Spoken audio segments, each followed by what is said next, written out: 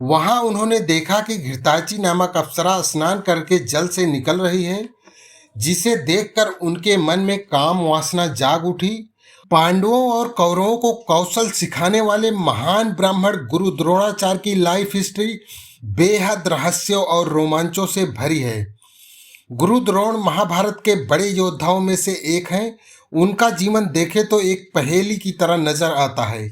इतने ज्ञानी होने के बाद भी उनका कौरवों का साथ देना और धर्म के खिलाफ युद्ध लड़ना, अपने बेटे के मोह में इतना अंधा हो जाना कि पूरा सच सुने बिना ही अस्त्र शस्त्र त्याग देना, जैसी घटनाएं एक अलग छवि वाले द्रोणाचार्य को दिखाती हैं। लेकिन गुरु द्रोणाचार्य ने जो किया उसके पीछे भी कुछ कारण थे। आज के इस वीडियो में हम इन कारणों पर नहीं बल्कि द्रोणाचार्य के जन्म पर बात करेंगे। जिस महान गुरु की शिक्षा ने अर्जुन को महान धनुर्धर बनाया, वो आखिर इस दुनिया में आया कैसे।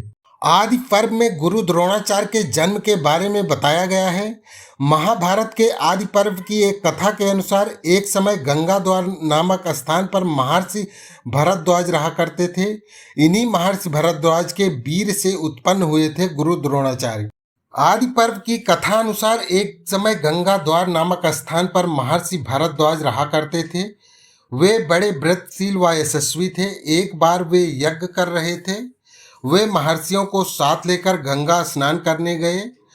वहां उन्होंने देखा कि घृताची नामक अप्सरा स्नान करके जल से निकल रही है, जिसे देखकर उनके मन में काम वासना जाग उठी।